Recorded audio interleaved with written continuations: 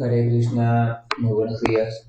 Namo Vishnupadaya Krishna Prestaya Bhutale Srimate Bhaktivedanta Swaminiti Namine Namaste Saraswate Deve Gauravani Pracharine Nirvishesha Sunyavadi Pasatya Deshatarine Jaya Sri Krishna Chaitanya Prabhu Nityananda Tri Advaita Gadadhara Srivasadi Gaura Bhakta Vrinda Hare Krishna, Krishna Krishna, Hare Hare, Hare Rama, Rama Rama, Hare Hare. Hare Krishna reiterados. Continuamos con la lectura del capítulo número 6 de la Bhagavad Gita. De hecho, si es la voluntad del Señor y así lo permite, la pretensión es concluir hoy con ese capítulo 6. Nombrado Dhyana Yoga, donde el Señor Supremo ha estado explicando a Arjuna un método específico de yoga centrado en la meditación, o sea, un método físico, psicológico, cuyo fin es establecerse en el samadhi, y la perfección de ese samadhi sería absorberse por completo en el contacto con el Señor Supremo o en la relación estrecha con el Señor Supremo en la forma de Paramatma, o sea, la representación de Dios que está en el corazón de toda entidad viviente.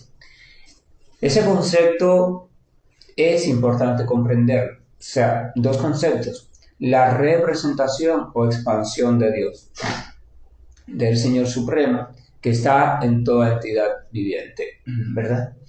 Esa representación o expansión es el Señor Supremo en sí, y a la misma vez también podemos comprender que no es la suprema personalidad de Dios en sí. Por ejemplo, vamos a suponer que usted llega ahora a su casa a una persona y esta persona le entrega una citación y usted tiene que presentarse en el tribunal o ante el juez o ante la ley para resolver cierto asunto. Esa persona es un mensajero o un emisario del propio juez, y el juez es un representante de la Constitución del país. Entonces usted en ese momento debe de recibir a esa persona como si fuera el propio juez, porque esa persona está representando al juez.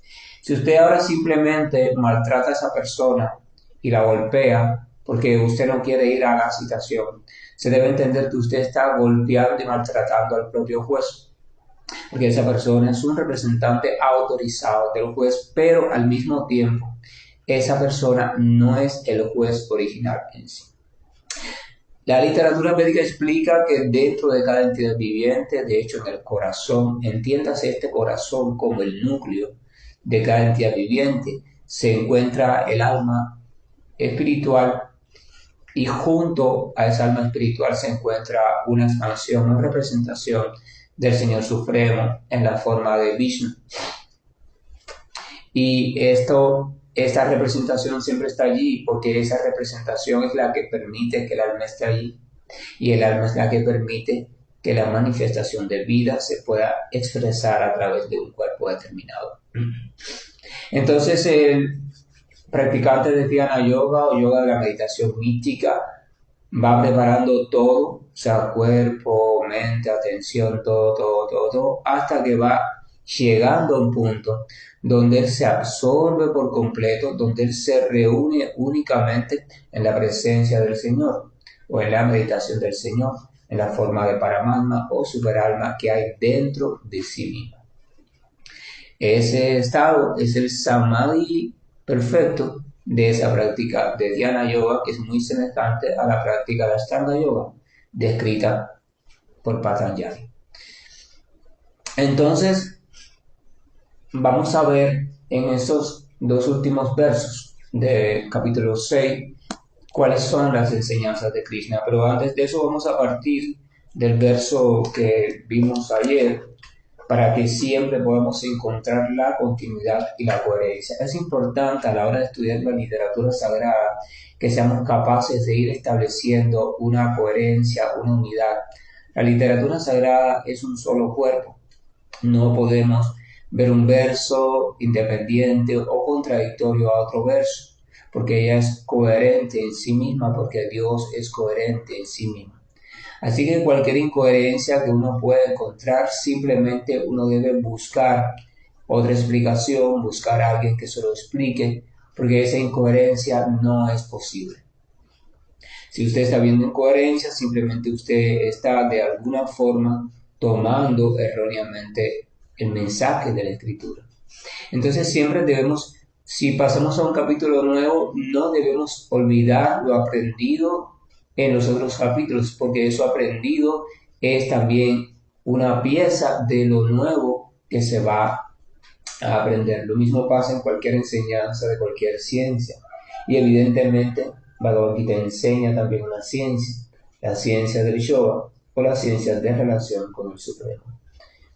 En el verso número 45, que fue el que tratamos ayer, del Señor Krishna dijo lo siguiente: y cuando el yogi se esfuerza sinceramente por progresar más y se limpia de todas las contaminaciones, entonces finalmente, logrando la perfección después de muchísimos nacimientos dedicados a la práctica, llega a la meta suprema. O sea, el yogi, aquel que está siguiendo un sendero determinado, en este caso el sendero de Dhyana Yoga, después de nacimiento y nacimiento, o sea, de ir progresando y progresando, si se sigue esforzando con determinación, cuando ya ese propio proceso lo lleva a liberarse de toda la contaminación material, desde la más burda hasta la más sutil, entonces si ya ese yogi se establece en el contacto directo o se absorbe en la relación directa con el Señor Supremo, entonces se dice que el yogi está adecuadamente situado en el estado de conciencia de Dios o conciencia de Krishna, lo cual se considera la meta suprema, y en ese estado se dedica entonces al amoroso servicio del Señor Supremo. Habíamos visto también ayer un verso del propio Bhagavad Gita que pertenece al capítulo 7, verso 28, donde el Señor explica lo siguiente: después de muchísimos nacimientos en los que se han realizado actividades piadosas, cuando uno está totalmente libre de todas las contaminaciones y de todas las dualidades ilusorias, uno se dedica al amoroso servicio trascendental del Señor. O sea, ahí también se explica cómo el servicio trascendental o devocional perfecto es la meta suprema de todo sendero de yoga. Ahora vamos al verso 46 y al verso 47. Entonces, en el verso 46, el Señor Krishna explica lo siguiente: el yogi es superior al asceta, superior al empírico y superior al trabajador fruitivo. Por lo tanto, oh Arjuna, en todas las circunstancias, sé un yogi. Vamos a recordar que yogi vamos a tomar como palabra genérica y no referente a ningún sendero específico. Yogi es aquel que practica yoga, y yoga, desde la explicación del propio Krishna, significa la ciencia de relación con el Supremo. Así que yogi es aquel que está inmerso en una práctica dirigido a restablecer conscientemente su relación eterna con la Suprema Personalidad de Dios. Ese es el requisito fundamental desde la Escritura Sagrada para llamar a alguien como un yogi. Entonces, el asceta es una práctica de completa austeridad, es una práctica dirigida a uno renunciar por completo a todas las facilidades materiales. Normalmente se va a vivir al bosque, antiguamente era así, sin lugar estable para vivir, deambulando por el bosque, con mínimo vestuario, solamente para las zonas íntimas, y a veces ni siquiera para eso. O sea, era un intento, o es un intento de separación por completa, de renuncia por completa al mundo material. Aunque internamente es posible que tu mente todavía pueda estar apegada a ciertas cosas materiales. Por eso en Bhagavad Gita, capítulo 3, el Señor explica que la verdadera renunciación solamente se logra cuando usted ha encontrado un gusto superior y ha perdido el gusto por aquello que anteriormente le atraía. Usted puede renunciar externamente a todo. Usted puede quedarse completamente desnudo y desnuda, irse para una cueva en los Andes, en la Himalaya, donde usted quiera, o irse para un campo de Cuba o una parte de la ciénaga de allá de la Florida.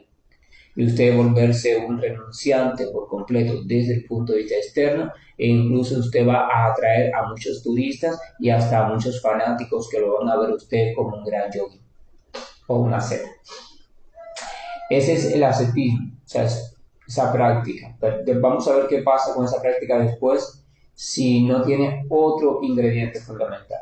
El empírico es aquella persona que no hace eso, pero tiene la tendencia a aprender por sí misma, por su experiencia, por su percepción, por su observación, sin un método científico. Ella simplemente se guía por su propia experiencia, ensayo-error, voy deduciendo según su propia percepción. Evidentemente tiene un problema, que es que tu experiencia está condicionada por tus sentidos materiales y por la percepción, o sea, por el contenido que hay en tu mente o tus programaciones mentales instauradas. Entonces es probable que si no empleas un método científico, los resultados que tú obtengas estén contaminados o sean erróneos. Por ejemplo, muchas veces, siempre, y usted incluso desde pequeño lo hizo hasta que le enseñaron que no era así, lo lógico es que usted mira al cielo si es observador durante el día y usted deduzca que el sol se está moviendo.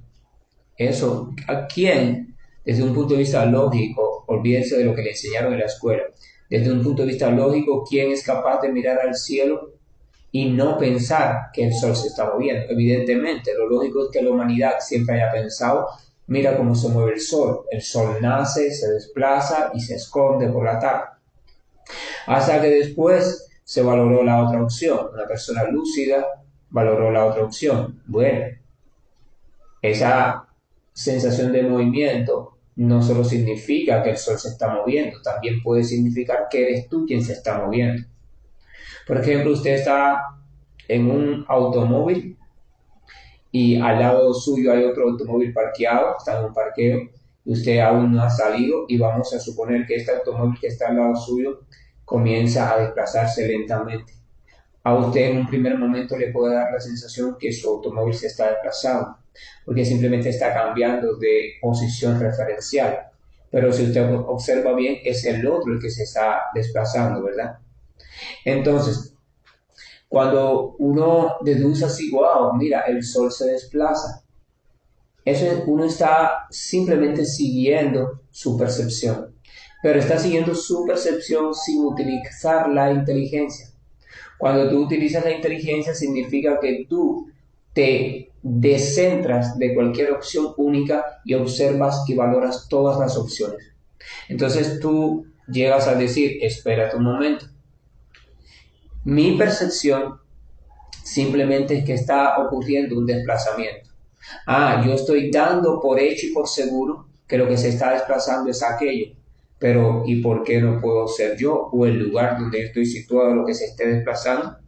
¿Acaso cuando yo me desplazo, lo demás no me da la sensación de que se está moviendo también, aunque está fijo? Entonces eso lo hizo, ¿verdad? Lo hicieron en su época los lúcidos y propusieron la teoría, no, el sol está fijo, la tierra es quien se mueve.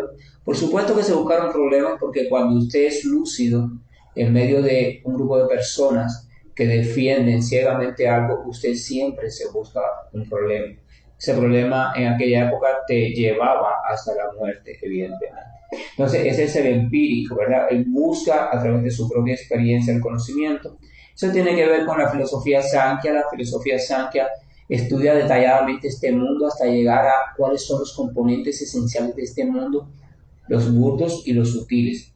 O sea, la filosofía Sankhya llegó a la conclusión de que el mundo material o la energía material está conformada por 24 elementos básicos. Ya después hablaremos de eso, un día que se preste el tiempo para eso. Y el trabajador frutivo es aquella persona que se dedica a realizar actividades para un fin en específico, o sea, para obtener un beneficio. Por ejemplo, cuando usted realiza un ritual, cuando usted realiza un mantra, cuando usted realiza una actividad común en el mundo material incluso, y la está realizando para obtener algo, para obtener un fruto, a eso se le llama trabajador fruitivo. Entonces, Krishna está diciendo en este verso que el yogi, o sea, aquel que está ejercitando o siguiendo un método una metodología para cultivar y despertar su relación consciente con Dios. Esa persona que está acercándose cada vez más a Dios conscientemente es superior a la Z. O sea, hacer eso es superior a irte a un bosque desnudo, separado de todo, decir yo no quiero disfrutar de nada, de hecho yo no quiero comer, me voy a alimentar de una raíz de un árbol. O sea, es superior a esa práctica en sí mismo. Es superior al empírico, o sea, es superior al estar ensayando y teniendo errores, a ver si por mi propia percepción descubro la verdad. Y es superior al trabajo fructivo, incluyendo aquel que se dedica a una serie de rituales determinados para conseguir determinados avances en su vida. Incluso es superior a esa persona. Krishna está situando al yogi como la práctica superior, como el sendero superior dentro de los demás senderos. Claro, dentro del yoga encontramos también al mismo tiempo varios senderos que el propio Krishna explica en Bhagavad Gita, como Karma Yoga, Jnana Yoga, Dhyana Yoga y por supuesto Bhakti Yoga. Vamos a ver lo que Srila Prabhupada explica en el comentario a este verso. Dice, cuando hablamos de yoga, nos referimos al proceso por el cual uno vincula su conciencia con la suprema verdad absoluta. Miren, si queremos entender el yoga desde el punto de vista espiritual, para nuestra autorrealización espiritual, tenemos que entenderlo así. No podemos entender el yoga como la mayoría de las personas lo entienden y como quizás a veces nosotros lo podamos entender debido a las enseñanzas que nos han dado. O sea, la gente entiende el yoga como algo para la armonía, algo bueno para el estrés, algo bueno para mejorar el sueño, algo bueno para la salud, algo bueno para la tranquilidad de la mente, algo bueno para el equilibrio físico, psicológico. O sea, la gente entiende algo bueno para crear ciertos poderes místicos, ¿verdad? Estos son los conceptos más comúnmente. Si usted sale a la calle y escoge 6 personas diferentes, de ciudades diferentes, de formación académica diferente, que hayan oído hablar, aunque sea del yoga, o incluso que lo practiquen al azar, y usted le pregunta, ¿has oído del yoga o practicas yoga? ¿Qué es el yoga para ti? Vas a encontrar 6 respuestas diferentes. Y cada vez que pase el tiempo vas a encontrar nuevas respuestas. Pero la persona inteligente, el científico, va a las referencias serias. O sea, por ejemplo, cuando usted hace un trabajo investigativo, un trabajo de tesis, de grado, o hay una parte en el trabajo que antiguamente, no sé cómo se le llama ahora científicamente, se llamaba marco teórico. En ese marco teórico usted sienta los fundamentos en cuanto a los términos que usted va a emplear en su trabajo. Si usted va a emplear la palabra yoga en su trabajo, usted en ese marco teórico deja claro qué significado o cuál es el significado que se debe de entender para esa palabra en su trabajo. Entonces el científico, el espiritualista serio, no el espiritualista barato o el espiritualista fanático, que ninguno de los dos son espiritualistas porque eso no es espiritualismo real. El espiritualista serio define, se establece en el marco teórico original. Él está tratando de estudiar una ciencia muy antigua que es la ciencia del yoga o la ciencia de relación con el Supremo, porque él quiere descubrir con certeza qué metodología puede seguir para avanzar hacia Dios y establecerse en su posición original, pero quiere hacerlo de manera lúcida, científica, organizada. Entonces él va a la tesis del yoga. Y la tesis del yoga tiene varios textos, y uno de esos textos aceptados, respetados y fundamentales es Bhagavad Gita, porque yoga pertenece a Dios, así como todo pertenece a Dios. Por tanto, la palabra de Dios es la ciencia perfecta que puede enseñar sobre el arte o la ciencia propia del yoga. Entonces, uno dice, bueno, voy a la tesis perfecta, voy al Bhagavad Gita, y uno busca el marco teórico que es el propio Bhagavad Gita y busca uno mismo, incluso por su propia lucidez, sin tener que repetir lo que otros digan. Uno estudia y busca, voy a leer todos los textos del Gita, voy a ver allí donde el Señor menciona la palabra yoga y la palabra yogi, y voy a ver el contexto en el que lo menciona, y voy a establecer el significado original que el Señor da a esa palabra. Entonces uno puede comprender que el Señor explica el Bhagavad Gita, que la ciencia trascendental del yoga es la ciencia del restablecimiento de la relación eterna, pero hacerlo de manera consciente con el Señor Supremo. Entonces, solamente si uno se sitúa en ese concepto o en esa descripción, es que uno va a poder entender la literatura sagrada o la tesis original en su verdadero sentido. Pero si ahora yo, por ejemplo, tengo el concepto de que yoga es un método desarrollado para yo desarrollar ciertas cualidades mentales, o para yo, por ejemplo, aprender o desarrollar el poder de caminar sobre las aguas, o para que el cuerpo funcione en armonía con la mente, y ese es mi concepto de yoga, y yo intento estudiar el Bhagavad Gita desde ese concepto, entonces yo debo saber que yo voy a estudiar cualquier cosa menos el Bhagavad Gita, porque mi percepción es errónea. Por tanto, lo que yo voy a interpretar va a estar completamente sesgado de errores fatales.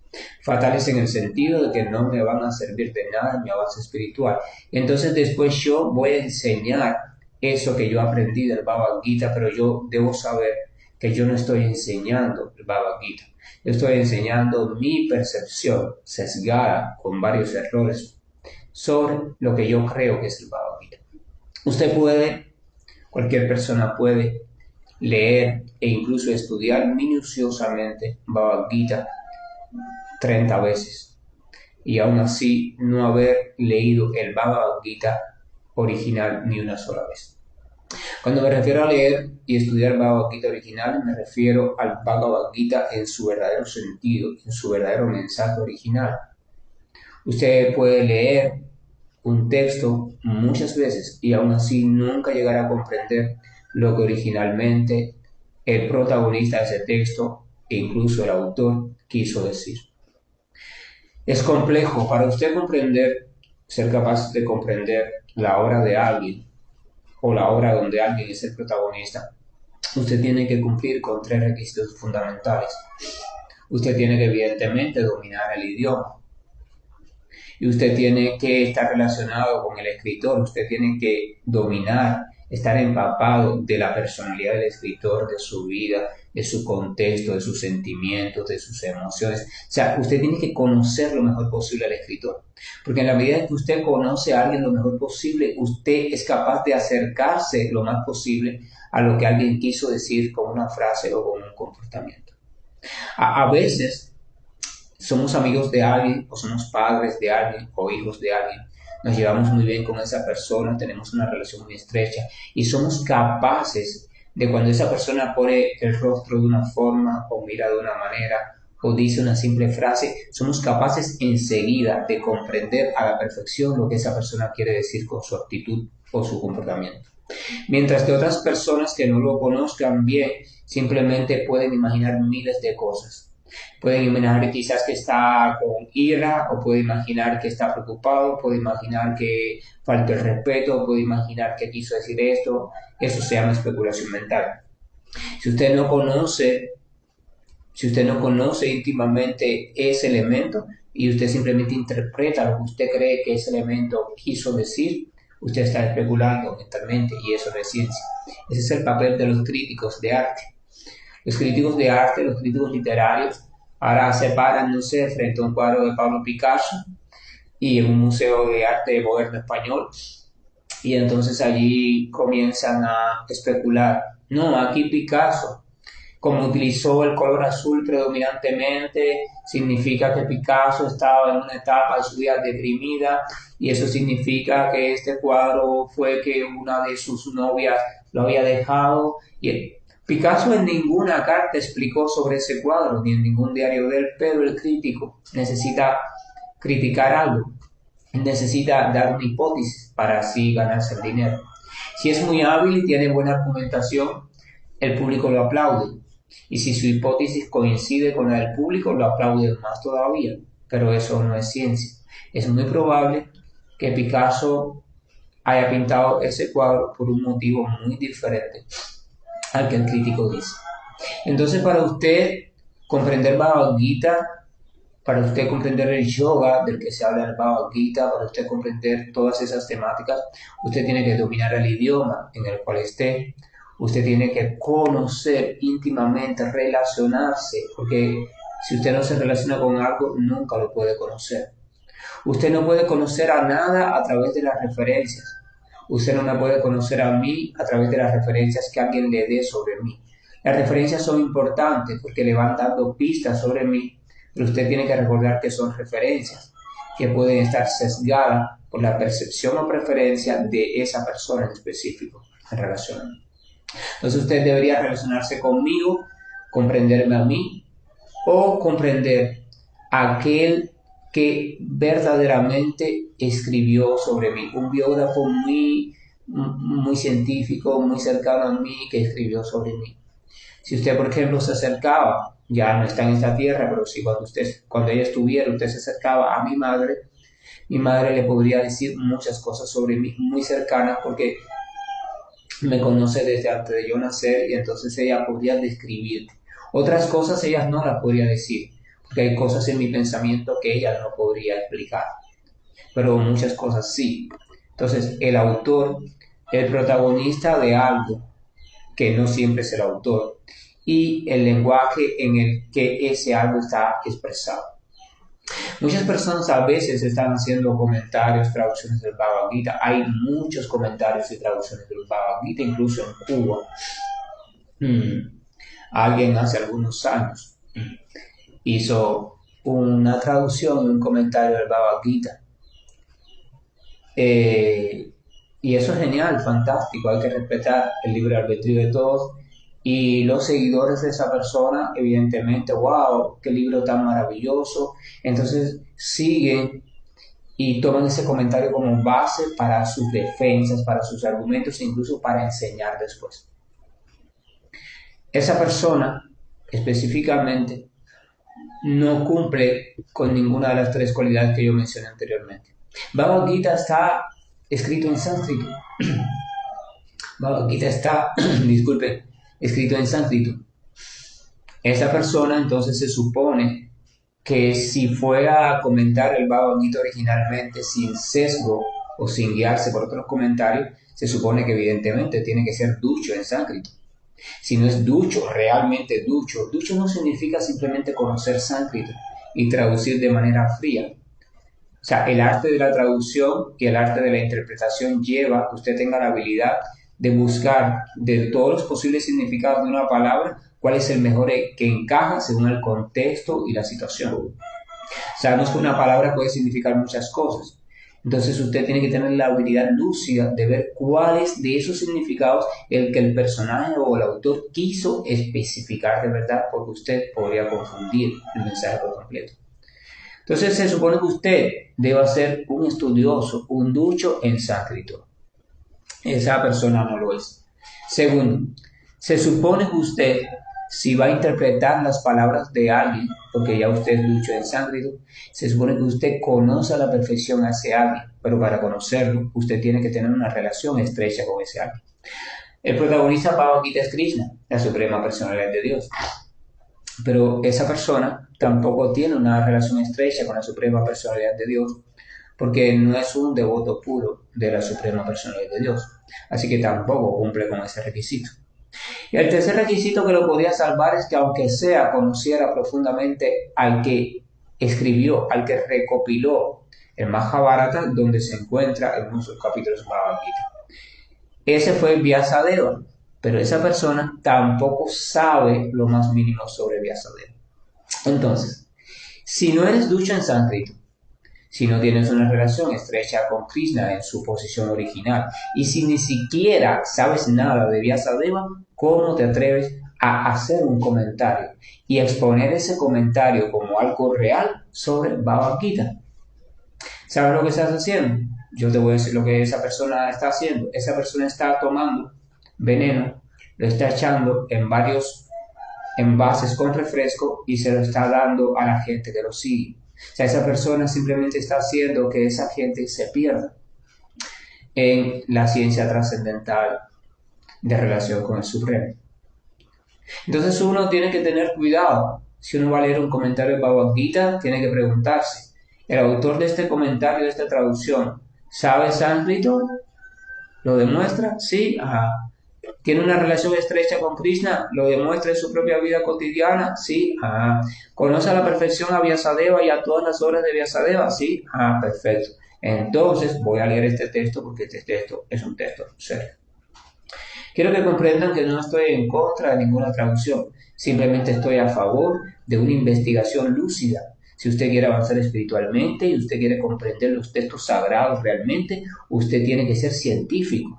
Usted no puede ser fanático, usted no puede, ay, voy a leer este libro porque fulana o fulano es mi amigo y yo lo adoro y este libro seguro que está genial. Usted tiene que ser imparcial. Krishna lo explica en el Bhagavad Gita. O sea, tiene que ser imparcial.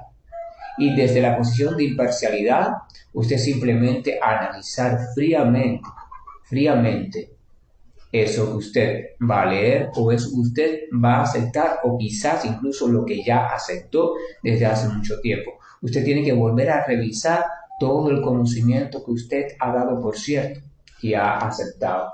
Ojo, eso es si quiere en verdad avanzar en serio en la espiritualidad. Entonces, Prabhupada dice que cuando hablamos de yoga nos referimos al proceso por el cual uno vincula su conciencia con la suprema verdad absoluta.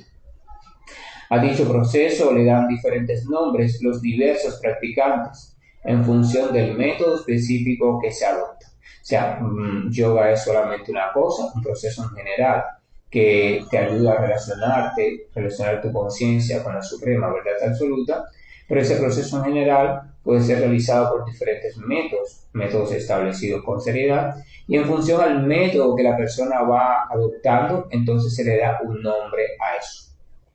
Cuando el proceso vinculador se encuentra predominantemente en el seno de las actividades fruitivas, o sea, los rituales, etcétera, se denomina karma yoga. Cuando es predominantemente empírico, se denomina jnana yoga. Y cuando trata predominantemente de una relación devocional con el Señor Supremo, se denomina Bhakti Yoga.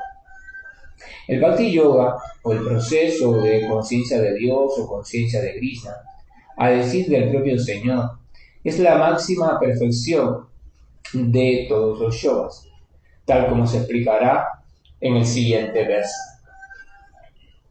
El Señor ha confirmado aquí la superioridad del yoga por encima del ascetismo, del empirismo y del trabajo fruitivo. Del yoga en sentido general, pero no ha dicho que el yoga en sentido general o que el jnana yoga sea superior al bhakti yoga. El bhakti yoga es conocimiento espiritual completamente puro y por tanto nada está más allá de él. El ascetismo, cuando carece de conocimiento acerca del ser, entonces es imperfecto. O sea, a usted no le sirve de nada renunciar al mundo externo si usted no sabe nada sobre su ser espiritual, o sea, sobre su contenido espiritual. Prabhupada continúa. El conocimiento empírico, si carece de una entrega al Señor Supremo, también es imperfecto. O sea, si usted se dedica simplemente a experimentar, a estudiar, a pensar, a meditar, a usted a escudriñar en este mundo material o en los libros, incluyendo en el Vedanta Sutra, en todos los libros, pero usted no llega a la etapa de entregarse al Señor Supremo, entonces esa búsqueda de conocimiento es imperfecta. Y el trabajo fruitivo sin conciencia de Dios es una pérdida de tiempo. O sea, si usted incluso hace actividades, incluso actividades rituales, pero usted no tiene conciencia espiritual, conciencia de Dios y de su relación con Dios, es una pérdida de tiempo. Le sirve para obtener ciertos beneficios en este mundo, pero no le ayuda en su avance espiritual. Así pues, de todas las formas de ejecución de yoga que aquí se mencionan, la más elogiada es la del Bhakti Yoga, y ello se explica aún más claramente en el verso que sigue. El verso 47 dice, o sea, ya el Señor dijo que el yogi es superior a la asceta, al empírico y al trabajo fruitivo. O sea, el yogi es superior. Aquella persona que está encaminada en la relación con Dios, ese es el mejor camino, el camino yógico. Ahora, ojo, ya eso lo aclaramos una vez, el camino yógico no se confunda, no me empiecen a maltratar por ahí a las personas que supuestamente no practican yoga. Cualquier persona que esté encaminada en su relación con Dios, que esté avanzando en esa relación, no importa si es a la manera del famoso yoga traído de India, o si es a la manera del Islam, o si es a la manera del cristianismo, o si es a la manera judía, o si es a la manera que sea. Si está avanzando realmente en la relación o cultivo de la relación con Dios, ojo, eso es yoga, ¿ok? No hagan como la gente comúnmente que empiezan a establecer sectarismos y discriminaciones. Entonces, dice, ahora bien, el yoga superior, perfecto. Ahora Krishna especifica algo muy importante. Y de todos los yogis, de todos los practicantes que están tratando de avanzar hacia ese vínculo con la verdad suprema, que ya dijimos son varios senderos, dice, de todos los yogis, aquel que tiene una gran fe, primer requisito, aquel que tiene una gran fe y que siempre se refugia en mí. Evidentemente, si lo está diciendo Krishna y está diciendo mí, se refiere a él, a Krishna, a la suprema personalidad de Dios, a Dios. O sea, aquel que tiene una gran fe y que siempre se refugia en mí, piensa en mí, o sea, siempre está pensando en Dios, en cualquier circunstancia que se encuentre enfermo, saludable, preso, suelto, viviendo como monja o como prostituta, en cualquiera, aquí no hay excepción, ojo. Y dice, si piensa siempre en Él, si siempre está pensando en Él, y me presta un amoroso servicio trascendental, ese es el que está más íntimamente unido a mí. Íntimamente unido. Eso significa yo. Ser yo es unir, juntar, relacionar.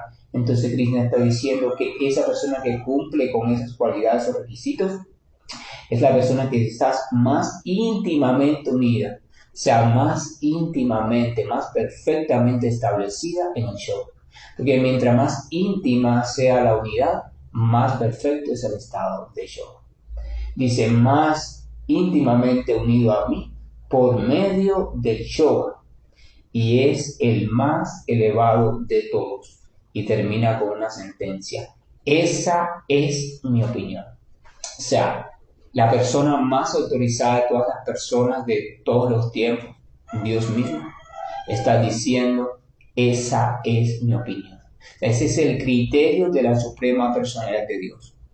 Que de todos aquellos que están tratando de despertar su conciencia espiritual y divina, aquel que tiene gran fe, aquel que siempre se refugia en Dios, aquel que siempre está pensando en Dios, aquel que le presta un amoroso servicio trascendental a Dios, ese es el que está más íntimamente unido a Dios por medio del yoga y es el más elevado de todos. Esa es mi opinión. Vamos a ver un poco del significado de Srila Prabhupada. Prabhupada explica. La palabra váyate, utilizada en este verso en sánscrito, es muy importante aquí. Váyate tiene su raíz en el verbo vash, de ahí viene también la palabra vayans, de ahí viene la palabra vaishnava. O sea, en el verbo vash, que se usa cuando algo exige de servicio, o sea, cuando algo es merecedor de ser servido, ahí se emplea vash. El vocablo en español, o la palabra en español, adoración, no se puede emplear ni es lo mismo que esta palabra vash o váyate, porque adoración significa venerar o respetar y honrar a alguien que lo merezca. Pero el servir con fe y amor es algo muy diferente. No es lo mismo adorar o ofrecer honras a alguien que lo merece por su posición importante que servir con amor y fe. Entonces, este servir con amor y fe o este váyate se refiere únicamente a la suprema personalidad de Dios. Uno puede, por ejemplo, que deje de adorar a una persona respetable e incluso a un semidios porque simplemente cambió o de partido político o cambió simplemente de creencia. Y quizás incluso se le critique o hasta se le llame descortés. Pero no se puede dejar de servir al Señor Supremo sin ser condenado y acusado por todos los sabios. Toda entidad viviente es parte integral de la suprema personalidad de Dios y en consecuencia tiene la función de servir al Señor Supremo por su propia naturaleza. Al no hacerlo, la entidad viviente cae. El Srimad Bhagavatam, canto 11, capítulo 5, verso 3, confirma esto de la siguiente manera. Dice, todo aquel que no le presta servicio al Señor primordial y haga caso omiso o ignore su deber para con Dios, quien es la fuente de todas las entidades vivientes, sin duda que esa persona caerá de su posición constitucional. Usted puede practicar lo que usted quiera, usted puede seguir lo que usted quiera, pero si usted no llega a establecerse en el servicio de Dios amorosamente y conscientemente, más tarde o más temprano usted va a caer. Si usted se libera o alcanza el nirvana o alcanza el planeta más elevado dentro del mundo material, incluyendo, no sé, Satya Loka, pero usted no se establece en una relación amorosa con Dios, si usted no busca eso, usted más tarde o más temprano va a caer. Los grandes yogis de la historia, todos cayeron. Solamente dejaron de caer cuando se establecieron firmemente en la relación amorosa con la suprema personalidad de Dios. Prabhupada continúa diciendo, en este verso también se usa la palabra Vayanti, de modo que Vayanti se le aplica únicamente al Señor Supremo, mientras que la palabra adoración se le puede aplicar a los semidioses o a cualquier otra entidad viviente común. La palabra Avayananti, que se emplea en este verso del Srimad Bhagavatam, también se encuentra en el Bhagavad Gita, donde se dice, únicamente los necios y sinvergüenzas se burlan de la suprema personalidad de Dios, el Señor Krishna. Pues bien, esos necios se encargan de escribirle comentarios al Bhagavad Gita, comentarios absurdos, sin una actitud de servicio devocional al Señor. Por tanto, ellos no pueden distinguir la diferencia que hay entre la palabra Vayanti y la palabra adoración. El Bhakti Yoga es la culminación de todas las clases de prácticas de yoga. Todos los demás yogas no son más que medios para llegar al punto del Bhakti, que está situado en el Bhakti Yoga, el punto de amor puro por Dios. La palabra yoga significa de hecho Bhakti Yoga. Todos los demás yogas son progresiones que tienen por meta el Bhakti Yoga. Es importante comprender esto. Progresiones, un solo camino que tiene diferentes etapas progresivas. Desde el comienzo del Karma Yoga o la actividad desinteresada hasta el final del Bhakti Yoga hay todo un largo camino que lleva hacia la autorrealización. El Karma Yoga, cuando está libre de resultados fruitivos, o sea, cuando es una actividad que se realiza sin esperar nada a cambio, ese es el comienzo del sendero del yoga. Cuando usted empieza a hacer sus actividades libre del resultado, ya usted no espera nada y lo sigue haciendo si es lo correcto, aunque el resultado que pueda recibir en un momento dado no sea el esperado. Usted no se frustra, usted simplemente sigue cumpliendo con la actividad que considera que es adecuada. Entonces aquí dice que ese es el comienzo de ese sendero de yoga. Cuando el Karma Yoga, con el tiempo, va aumentando en conocimiento y en renunciación, o sea, usted va comprendiendo cada vez mejor sobre usted mismo y la espiritualidad, y usted va perdiendo el gusto por las cosas que antes le ataban, entonces usted entra de forma natural a una etapa nueva, y esa etapa se denomina Jnana Yoga, o el yoga del conocimiento. Ahí emprendes un sendero, empiezas a tratar de comprender más, consulta diferentes literatura, el Vedanta, el Jnana Yoga. Cuando ese Jnana Yoga va haciéndose maduro, entonces él va creciendo en meditación, en la superalma que está situado en el corazón de la entidad viviente, y lo hace mediante diferentes procesos físicos hasta que la mente se concentra por completo en Dios, en el corazón. Cuando eso sucede, ya el Jnana Yoga ha madurado y se ha ido transformando en Ashtanga Yoga. Cuando uno supera ese Ashtanga Yoga, también con el tiempo, la práctica y la entrega, y llega al plano de comprender a Dios como la suprema personalidad de Dios, como la persona original con cualidades, formas, actividades, etc., o sea, Krishna. Eso se denomina Bhakti Yoga y es el punto de madurez culminante en el sendero del yoga. En efecto, el Bhakti Yoga es la meta última, pero para analizar el Bhakti Yoga a fondo hay que entender a todos los otros yogas correctamente. El yogi o practicante que es progresivo se encuentra entonces en el verdadero sendero de la buena fortuna eterna. O sea, nadie debe quedarse estancado en ninguna etapa. Aquel que se aferra a un punto en particular del proceso y se estanca y no progresa más y se queda allí caprichosamente, es conocido por ese nombre en particular, o sea, Karma Yogi, Jnana Yogi, Raya Yogi, Hatha Yogi, etc. Si uno es lo suficientemente afortunado como para llegar al plano del Bhakti Yoga o de adoración o servicio a Dios, se sobreentiende que ya uno ha superado en esta vida o en vidas pasadas todos los demás yogas. Por lo tanto, volverse consciente de Krishna es la máxima etapa del yoga, de la misma manera en que cuando hablamos de los Himalayas nos referimos a las montañas más altas del mundo, de las cuales el pico más alto, el monte Everest, se considera que es la culminación. Por una gran fortuna uno llega al plano de conciencia de Dios en la senda del Bhakti, para así quedar bien establecido según lo que indican los Vedas.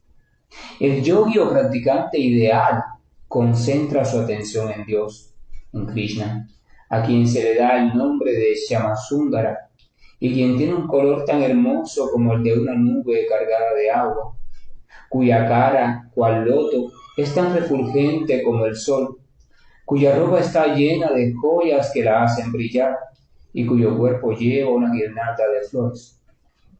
Su magnífico resplandor, llamado Brahmayoti, ilumina por todas partes.